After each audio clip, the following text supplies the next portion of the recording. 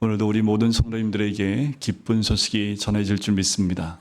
근데 뭐가 기쁜 소식일까요? 여러분들 지금 어떤 소리를 들으면 기쁘시겠습니까? 우리 고3 부모님들은 합격의 소식이 가장 기쁜 소식이지 않을까요? 저마다 기쁜 소식은 다 다를 겁니다. 청년들, 또 학생들, 그리고 우리 집사님들, 그리고 우리 어르신들, 다들 기쁜 소식들이 저마다 다르겠지만 오늘 우리에게 이 기쁨의 소식이 임한 줄 믿습니다. 안 믿어지시나 봐요. 오늘 이 구원과 회복의 기쁜 소식이 이스라엘 민족뿐만 아니라 그 시대를 거쳐서 오늘 우리에게도 온전히 임할 줄 믿습니다. 이 기쁜 소식은 우리가 믿음을 받을 때에 우리의 삶 가운데 역사하시는 하나님의 은혜가 있는 줄 믿습니다.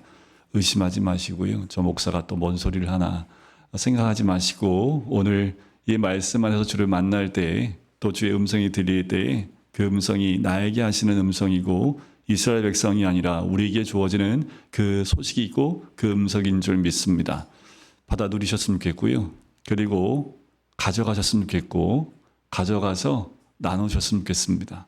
그래서 가는 곳마다 우리 성도님들이 가는 곳마다 살아나야 되지 않겠습니까?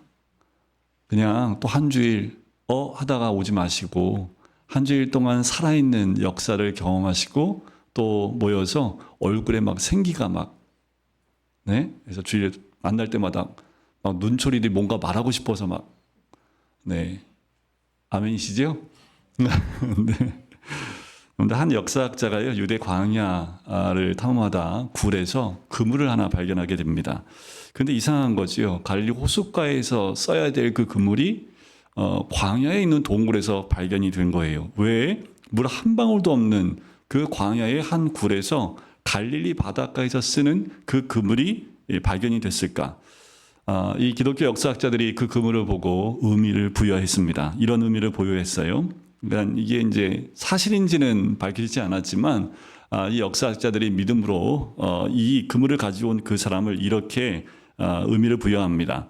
로마군의 점령, 열심 당원들의 테러 등 어부는 계속되는 전쟁으로 더 이상 생계를 유지할 수 없었다. 그는 광야의 동굴로 들어왔다. 세상을 등졌다면 소지품이 간단해야 했지만 그는 그물은 버릴 수 없었다.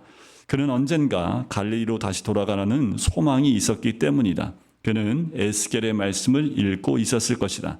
에스겔 47장 말씀이에요. 이 물이 바다로 흘러 들어가면 죽은 물이 살아날 것이다. 이 강물이 흘러가는 모든 곳에서는 온갖 생물이 번성하며 살게 될 것이다. 강물이 흘러가는 곳이면 어디에서나 모든 것이 살 것이다. 그때에는 어부들이 고기를 잡느라고 강가에 늘 늘어설 것이다. 어부는 말씀을 통해 그의 사명을 포기하지 않았다. 이것이 기독교 역사학자들이 그 그물을 통해서 그 그물을 가지고 온 어부에 대한 그 의미를 평가한 겁니다. 역사학자들의 말이 사실인지는 확인이 안 되지만 어부의 마음에 의미를 부여하는 그 부분. 그런데 우리 삶 가운데 이런 의미가 온전히 부여되었으면 좋겠습니다. 나도 어부처럼 소망과 사명을 품고 살고 있는 것인가? 혹시나 모든 것이 좀 흐트러지고 고난과 모든 것이 엉켜있는 것 같은 아무것도 되지 않고 정말 힘들고 어려운 환경 가운데 있는 그 상황 속에서 나는 어떤 의미를 부여하고 있는지를 우리 스스로 돌이켜볼 필요가 있지요. 모든 게 끝났어. 안 될 거야. 이제는 모든 것이 이렇게 안 될 수도 없어. 포기해야 돼. 라는 그것이 아니라 이 어부처럼 하나님 주신 사명을 붙들고 말씀을 붙들고 굴에 들어간다 할지라도 그것을 놓지 않는 것. 그것이 우리의 삶 가운데 또 다른 의미로 다가와야겠죠. 이게 사명이고 이것이 소망입니다. 책에 보면 의미 부여의 기술이라는 책이 있는데 여기 슬로건이 참 멋있어요. 기회를 가치로, 메시지를 의미로, 마케팅을 브랜딩으로, 평범함을 위대함으로 라는 슬로건이 있는데 여러분들 우리 삶 가운데 이런 슬로건들이 이렇게 움직였으면 좋겠습니다. 우리 삶 가운데 있는 모든 사건들은 하나님 주신 메시지이지요. 그것이 다 의미화될 때 우리의 삶은 그 의미로 살아나게 될 줄 믿습니다. 하나님이 우리의 생각 속에서 떠나지 않는다면 모든 사건, 모든 환경 가운데 하나님의 인도하심이 있을 뿐만 아니라 하나님의 뜻과 계획이 있다라는 거지요. 근데 우리 인생을 돌이켜보면 행복이라는 그 순간도 있고요. 불행한 순간도 있습니다. 그런데 여러분들 한번 떠올려 보세요. 행복했던 순간이 더 많이 떠오르시던가요? 아니면 불행했던 순간들이 더 많이 떠오르시던가요? 그럼 이렇게 여쭤볼까요? 지금 행복하십니까? 불행하십니까? 이렇게 여쭤보면 많은 분들이 불행이라는 쪽에 조금 이렇게 행복한 게 행복한데 이게 좀 모자라요. 이 말은 뭐예요? 행복보다는 불행이라는 지수가 좀 더 높다라고 생각하고 있다라는 겁니다. 실제로 모든 사람들이 행복을 원하지만 불행하게 보내는 모습들을 봐요. 아무리 그러니까 이게 비교해 봤을 때 다른 사람에 비해 행복할 것 같은데 실제로 물어보면 행복이라는 단어보단 불행이라는 단어가 나온다라는 거지요. 그래서 누구에게나 구원은 필요합니다. 여러분들 영적 구원만이 아니라 육체적 구원도 필요하다라는 거지요. 그 말은 현실이 그만큼 고통스럽기 때문에 그렇습니다. 이스라엘 백성은 말도 할 필요가 없겠지요. 오늘 본문은 이스라엘 백성을 향한 하나님의 구원과 회복에 대한 환상을 보여줍니다. 이사야 선지자는 하나님의 환상을 보았어요. 고통 중에 있는 이스라엘 백성도 보았지만 동시에 이 이스라엘 백성을 포기하지 않고 구원하시겠다는 하나님의 의지를 보았습니다. 근데 우리의 열심이 크겠습니까? 하나님의 열심이 크겠습니까? 비교할 수 없겠지요. 하나님은 지금도 우리의 열심보다 더 큰 열심으로 우리 가운데 역사하십니다. 우리는 포기해도 하나님은 우리를 포기하시지 않습니다. 하나님께서 우리를 사랑하시기 때문에 그래요. 절대로 하나님은 우리를 포기하지 않으시지요. 이사야 선지자는 이러한 하나님 마음을 알았기 때문에 환상 가운데 주신 그 환상을 내려놓지 않습니다. 이사야가 저번 주에 반복해서 얘기했던 게 뭐예요? 깨어나라는 거예요. 깨어나라, 깰지어다. 하나님께도 이스라엘 백성에게도 깨어나라고 외치고 있습니다. 여러분들 깨어난 사람과 잠자고 있는 사람은 다릅니다. 여러분들 지난 한 주간 동안 여러분들 어떤 깬 삶을 사셨습니까? 아니면 눈을 감고 자셨습니까? 네, 가만히 돌이켜보면 이래요. 사람들이 다 좀비 같아요. 아침에 눈을 뜬 것 같은데 눈을 뜨고 움직이는 것 같은데 하면 또 한 주가 지나가 있는 모습. 그래서 돌이켜보면 아무 생각이 안 나요. 아침에 눈을 뜨고 밤에 잠자요. 아침에 눈 뜨고 밤에 잠자요. 이것이 왔다 갔다 하면서 몽롱한 한 주의 삶을 사는 것 아닌가라는 생각이 들어요. 이제 이사야가 얘기하는 걸 깨어나라는 거예요. 우리가 어디서든 깨어나야 합니다. 하나님은 우리를 향하여 깨어 계시고 우리를 믿음으로 세우기를 원하시고 우리 가운데 역사하기를 원하십니다. 우리가 깨어나야 하지요. 우리의 삶의 현장에서 일어나야 합니다. 그래서 깨어나라고 얘기하는 거지요. 이것은 이사야의 생각이 아니라 하나님의 마음입니다. 하나님 지금도 우리에게 일어나라고 말씀하시는 거예요. 어느 자리에 계십니까? 어느 위치에 계십니까? 또 어느 환경에 있습니까? 다 일어나셔야 돼요. 거기에 하나님의 의미가 있고 뜻이 있고 사명이 있습니다. 그런데 일어나지 못해요. 거기에 그냥 주저앉고 있고 그냥 눈을 내리깔고 있고 눈도 감고 있고 일어나지 못하고 깨어나지 못한 심령으로 그냥 하루하루 살아가는 그런 모습이 있다면 하나님은 그런 사람에게는 승리라는 단어를 줄 수 없는 거지요. 하나님은 포기하지 말고 끝까지 승리하기를 원하십니다. 여러분들 1등이 승리가 아닙니다. 하나님이 목적하신 그 표대를 향하여 달려가는 것, 그게 승리지요. 오늘도 내일도 우리가 해야 될 건 뭡니까? 깨어나야 돼요. 일어나셔야 합니다. 그리고 표대를 향해서 달려가는 거지요. 그것이 바로 승리의 삶으로 나가는 줄 믿습니다. 이제 이스라엘 백성에게 분노의 잔을 빼앗아서 바벨론에게 주는 이야기가 오늘 본문에 나옵니다. 자, 이렇게 나오지요. 시온이요 깰지어다 깰지어다. 여러분 이름 딱 넣으세요. 정규요. 깰지어다 깰지어다. 이번 한 주간 동안 자지 마세요. 다 깨어나십시오. 깰지어다 깰지어다. 내 힘을 낼지어다. 그런데 이 1절 말씀은요, 회복과 구원이 임박했음을 알려줍니다. 특별히 지금까지는 누더기를 입고 있었어요. 노예였기 때문이지요. 그러나 이제는 무슨 옷을 입으라고요? 내 아름다운 옷을 입으라고 이야기합니다. 성경에서는 구원을 아름다운 옷을 입는 것으로 비유하곤 해요. 특별히 골로새서 말씀해 보면 세례를 그리스도로 옷 입는 것으로 표현하기도 합니다. 이제 누더기를 다 던져버리고 하나님의 의의 옷을 입을 때라는 거지요. 그것은 무엇을 의미합니까? 신분이 변화됐다라는 거예요. 아름다운 옷은 보좌와 상관이 있습니다. 근데 아름다운 옷을 입고 나가서 분리수거하시겠습니까? 아름다운 옷을 입었다는 것은 그무에 합당한 자리로 간다는 것을 의미하는 거지요. 우리는 바로 우리를 보배롭고 존귀하게 만들어서 하나님이 더러워진 우리의 몸을 다 씻어주시고 아름다운 신부로 만들어 주겠다라고 말씀하시는 거예요.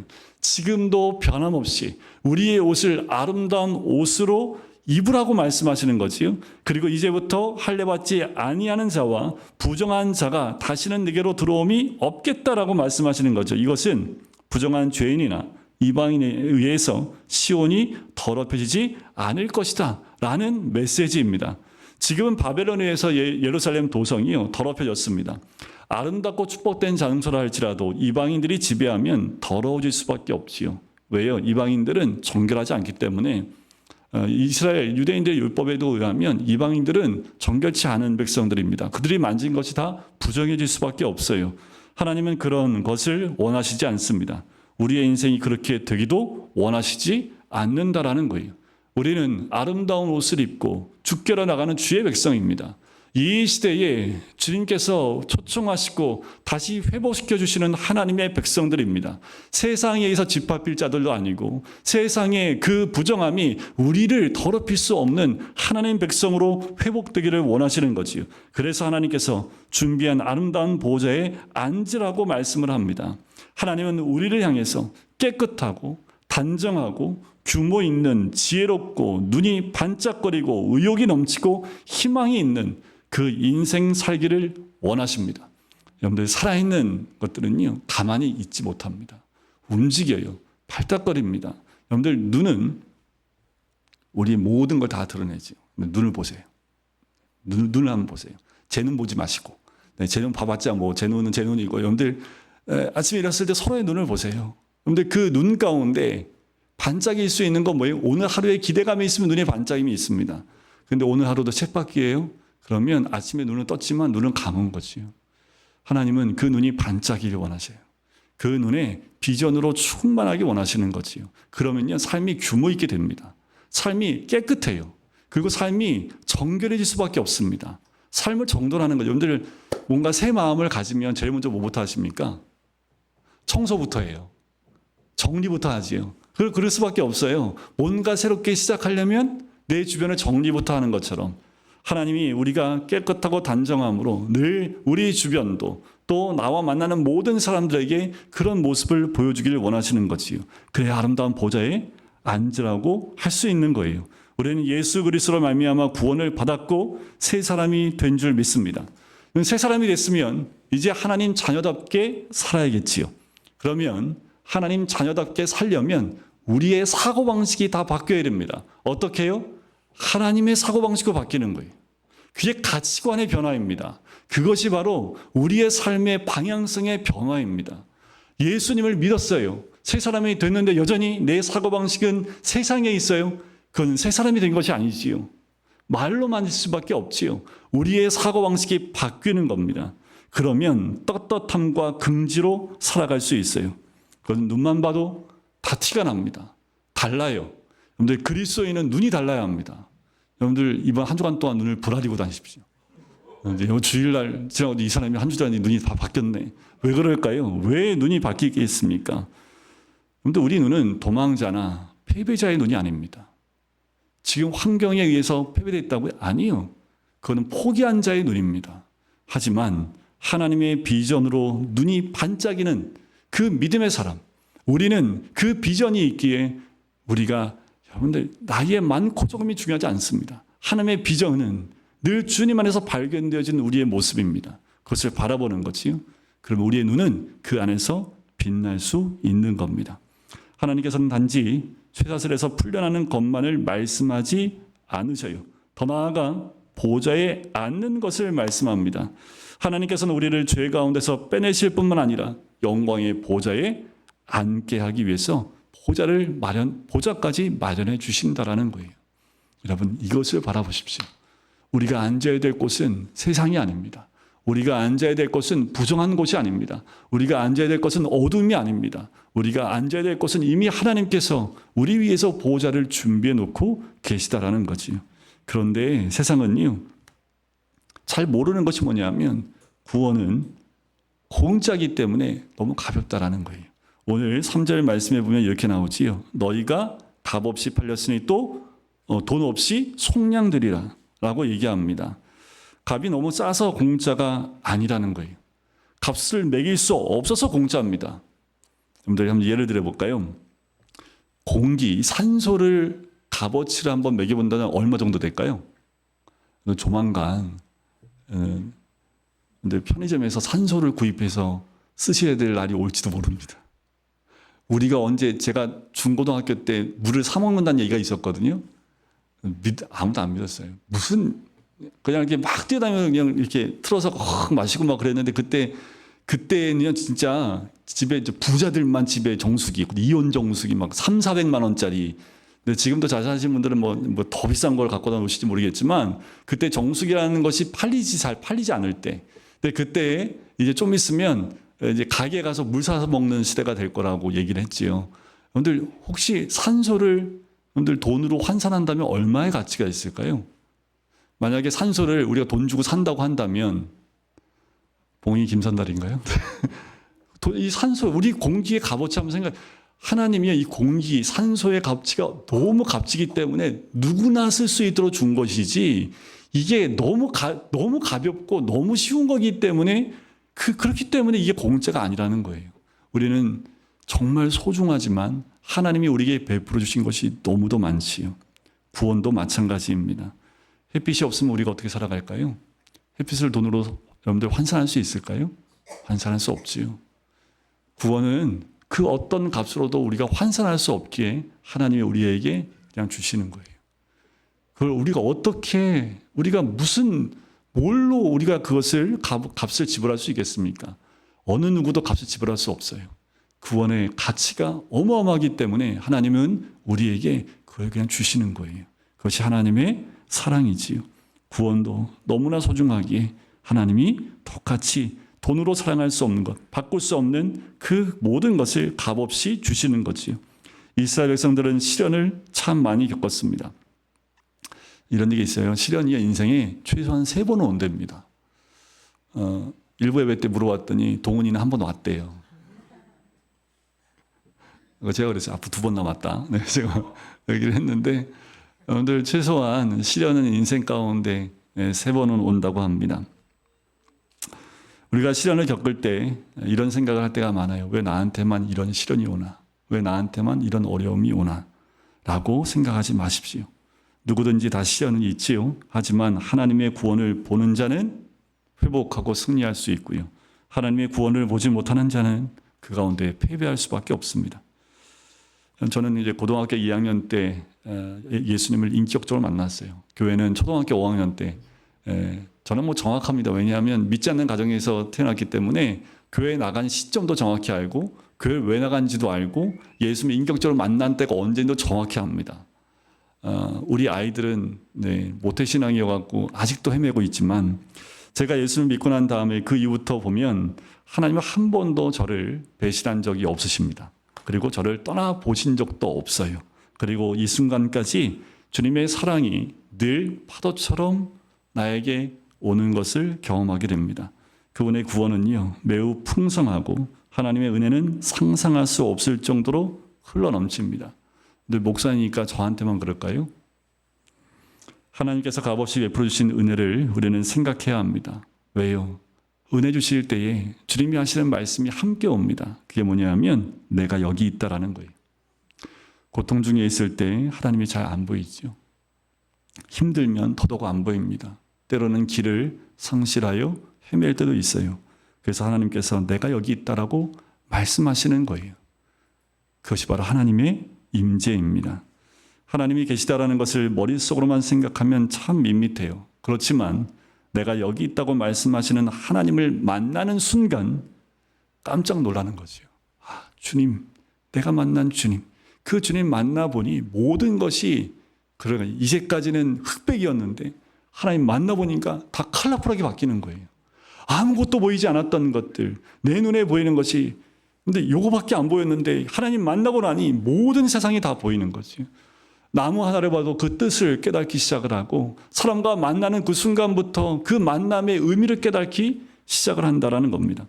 그래서 6절 말씀 한번 같이 읽어볼까요? 6절입니다. 시작. 그러므로 내 백성은 내 이름을 알리라.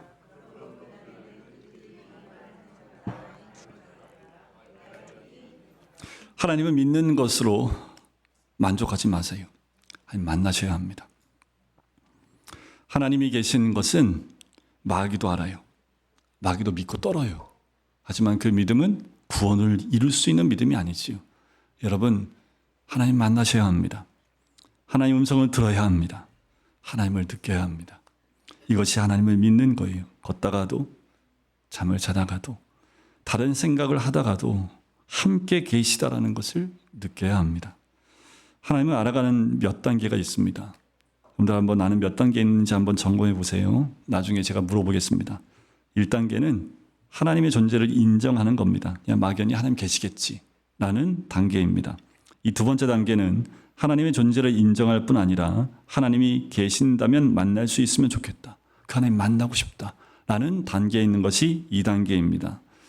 자, 이것은요, 하나님을 내 인생으로 모셔드리는 단계예요. 마지막 세 번째 단계는 하나님을 보는 단계입니다. 하나님을 환영하고 영접하면서 하나님이 우리에게 보이는 거지요. 하나님이 보인다는 말은 무슨 뜻일까라는 거예요. 하나님은 우리와 달리 영이십니다. 그런데 삼위 하나님 가운데 유일하게 우리 인간의 육을 입고 이 땅에 오신 분이 계시지요. 그분이 바로 예수님입니다. 우리는 예수 그리스도를 통해서 하나님을 경험할 수 있어요. 그렇게 하나님과 친해지면 하나님이 하시는 말씀을 알아들을 수 있지요. 그리고 나도 하나님께 이야기할 수 있습니다. 그게 바로 기도예요. 찬양 또한 하나님을 높이는 겁니다. 그분의 이름을 높이고 그분이 하시는 일을 높이는 것이요. 우리 입술에 찬양이 끊이지 않기를 소원합니다. 그것은 내가 만난 하나님, 지금도 역사하시고 지금도 이 나라 가운데, 이 가정 가운데, 공동체 가운데 역사하시는 하나님의 그 일을 바라보며 기쁨으로 주님께 영광 올려드리는 거예요. 그냥 인사만 꾸벅하는 게 아니라요. 너무 좋아서 달려가서 막 포옹하는 거지요. 가끔 보면 제가 이게 즐겨 딱 보는 영상 가운데 하나가 뭐냐면 미국 사람들 가운데, 미쿡 사람들 가운데 이 파병 갔다 돌아오는 그 아빠를 만나는 장면들 나오는 영상들이 쇼츠인데 그냥 보고 있는데 눈물이 나더라고요. 막 그 아빠를 보는데 막 저 끝에부터 애가 막 달려와서 점프를 해서 아빠를 딱 안기는 그 모습을 봐요. 그 아버지가 살아 돌아오는 것에 대한 감사와 또 오랫동안 만나지 못한 그리움과 이 모든 것이 한눈에 딱 보자마자 막 용수철 같아요. 애들이 텅텅 뛰어오릅니다. 여러분, 하나님 만나는 게 그와 같아요. 여러분들 그렇게 하나님 아버지를 만나는데 그냥 뚜벅뚜벅 아버지 오셨어요? 이러면 네, 영상도 안 지키겠죠. 여러분들 우리가 하나님 만난 그 영상이 찍혔으면 좋겠어요. 하나님을 꽉 껴안고 포옹하고. 여러분들 이거는 일생일대 한 번 있는 거 아니에요. 오늘도 주님 만나 포옹하고 주님 만나서 박수치고 하나님 너무 감사하고 좋다고 오늘 하루 그 감격 그 감사로 주님을 끌어안는 거지요. 그것은 우리의 삶 가운데 매일 있어야 될 것, 그게 바로 찬양이라는 거지요. 하나님께서 우리 삶 속으로 들어오시도록 하는 방법이 또 하나가 있습니다. 그게 말씀 묵상이에요. 하나님께서 말씀을 주셨기 때문에 우리가 그 말씀을 받으면 하나님께서 우리 안에 들어오는 겁니다. 그래서 말씀 묵상이 굉장히 중요해요. 그래서 말씀을 읽고요, 설교를 듣고 한 말씀 묵상이 큐티를 하는 것이 중요합니다. 하나님께서 예수님을 통해 우리 안에 완전히 들어가시면, 우리 안으로 들어가시면 하나님께서 우리에게 주시는 개인적인 음성을 듣게 돼요. 그때 그 음성으로 슬픔이 위로로 바뀝니다. 그 음성 들을 때 용기 없으면 용기를 주시고요, 지혜가 없을 때 지혜 주시고요, 마음이 차가웠을 때 따뜻하게 해주시고, 지치고 힘들 때 뛰어가고 춤추게 하시는 하나님의 임재를 경험하게 됩니다. 늘 말씀을 사모하고 말씀을 큐티하며 묵상을 통해서 그 말씀 안에서 주를 만날 때 온전한 회복이 임할 줄 믿습니다. 그때 그 회복 가운데 제일 먼저 들어야 될 말씀이 내가 여기 있다는 말씀입니다. 하나님은 교회 안에 계십니다. 하나님은 기도 속에 계십니다. 하나님은 예배 속에 계시는 줄 믿습니다. 드디어 구원과 회복의 소식이 들려오는 것이 7절 말씀입니다. 마치 이 모습은요, 전쟁터에서 승전보를 알리는 전령과 같은 모습이에요. 제가 한번 읽어드릴게요. 좋은 소식을 전하며 평화를 공포하며 복된 좋은 소식을 가져오며 구원을 공포하며 시온을 향하여 이르기를 내 하나님이 통치하신다. 하는 자의 산을 넘는 발이 어찌 그리 아름다운가. 제가 회개했잖아요. 주일마다 아름다운 발이 못 되는 것 같아서 이런 하나님의 그 복음을, 그 말씀을 전하는데 정말 제가 막 맨발로 뛰어가면서 너무 전하고 싶어서 막 어떤 목사님 매 주일마다 그런 마음으로 강대상에 올라가시는데 제가 너무 존경스럽더라고요. 그래서 또 회개가 되는 거예요. 여러분들, 우리가 말씀이 있으면 어딜 가든지 이와 같은 흥분되고요. 너무 감사하고요. 이걸 어떻게 전할 수 있을까? 그리고 그것을 그 승전보를 전하는 마음으로 나가서 또 전해주는 거지요. 받는 사람이 승전보로 받든 안 받든 우리에겐 승리가 있기 때문에 그것을 전하는 발이 되는 거지요. 기쁜 소식을 들고 왕에게 달려오는 겁니다. 8절 위에 보면 파수꾼이 하나님께서 오시는 것을 보고 기쁨의 환호성을 지르는 모습이 나옵니다. 내 파수꾼들의 소리로다. 그들이 소리를 높여 일제히 노래하니 이는 여호와께서 시온으로 돌아오실 때에 그들의 눈이 마주 보리로다. 우리의 삶 가운데 이런 외침이 있기를 소원합니다. 여러분들, 가정에서 이런 외침이 아침마다 엄마들 일어나고 환호성을 지르세요. 와! 막 뛰어나오겠죠. 하나님이 오셨어. 그럼 다시 알아 들어갈까요? 여러분들, 삶 가운데 이런 기쁨과 여러분들 주님과의 이런 만남들 얼마나 좋아요. 그런데 그런 만남들 우리 삶 가운데, 우리의 삶 가운데 우리 삶을 바꿔 나가는 하나님의 은혜가 있는 거지요. 여러분들, 우리 삶 가운데 한숨이 많으십니까? 아니면 힘든 소리들이 더 많으십니까? 하나님은 그 모든 소리를 환호성과 그 모든 것으로 바꾸어 주실 줄 믿습니다. 이 기쁜 소식이 우리에게 전달되었다면 환호성을 지르고 춤을 추며 발을 구르라고 말씀을 하세요. 9절에 보면 그 첫 번째 한 문장에 그 말이 나오지요. 너 예루살렘의 황폐한 곳들아 기쁜 소리를 내어 함께 노래할지어다. 기쁨과 감사함으로 넘치며 환호성을 지르며 승리의 개성가를 부르는 삶을 살라는 겁니다. 그것이 바로 우리에게 주신 하나님의 기쁨과 회복과 구원의 기쁜 소식을 받은 자의 모습입니다. 근데 어떤 사람들까지 그렇게 하냐면요, 예루살렘의 황폐한 곳이라고 얘기합니다. 예루살렘의 황폐한 곳이라는 건 뭐냐면 어려운 사람들, 힘없는 사람들, 패배한 사람들을 뜻합니다. 그러니까 예루살렘 성에 그렇게 정말 모든 거 없어서 다 포기한 그 사람들까지, 완전한 패배 가운데 있었던 그 사람들까지도 일어나서 여호와 하나님을 찬양하고 환호를 하는 거예요. 우리 11절 같이 한번 읽어볼까요? 11절입니다. 시작. 너희는 떠날지어다. 떠날지어다. 거기서 나오고 부정한 것을 만지지 말지어다. 그 가운데에서 나올지어다. 여호와의 기구를 매는 자들이여 스스로 정결하게 할지어다. 나오셔야 합니다. 떠나야 합니다. 만지지 말아야 돼요. 바벨론을 떠나는 거지요. 죄악을 떠나라는 겁니다. 과거에서 단호히 떠나라는 거예요. 우리가 있던 죄악의 자리에서, 음란한 곳, 또 세상에 있는 마약이나 도박에서 벗어나고, 또 음주에서 벗어나고, 내가 하나님께 가까이 나가지 못하게 하는 모든 것에서 끊고 하나님께 나오라는 겁니다. 나올 때 부정한 것, 즉 우상을 들고 나와서는 안 된다라는 거죠. 그만큼 바벨론에 살면서 부정한 것과 어울려 살았다라는 거예요. 그러나 나올 때 다 버리고 나오라는 거지요. 우리의 인생을 망치는 악한 것들을 모두 버려야 한다라는 거예요. 나오셔야 합니다. 떠나야 합니다. 그래서 떠나야 하나님이 예비하신 곳, 정결한 곳으로 나갈 수 있는 거예요. 여호와의 기구를 매는 자들, 그들은 성전의 기구와 그릇을 나누는 사람들을 말합니다. 이스라엘 백성들이 바벨론에서 나올 때 빼앗겼던 성전의 기구와 그릇들을 들고 나오라는 거지요. 그들은 바로 레위인과 제사장들을 의미합니다. 그들에게 주신 명령은 스스로 정결하게 하라는 거예요. 가장 중요한 말입니다. 정결입니다. 하나님은 우리에게 정결을 원하시는 거지요. 그런데 우리의 삶이 정결할 때 하나님이 주신 이 말씀의 은혜가 우리 삶 가운데 임하게 될 줄 믿습니다.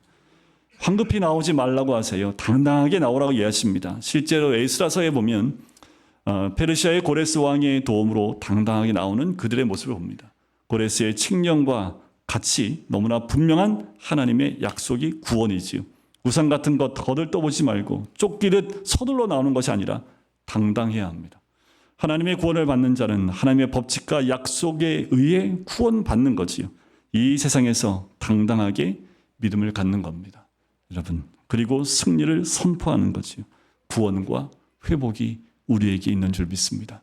이번 한 주간 동안 그 승리를, 그 구원과 회복의 기쁜 소식으로 충만한 이 한 주가 되시기를 주님의 이름으로 간절히 축원드립니다.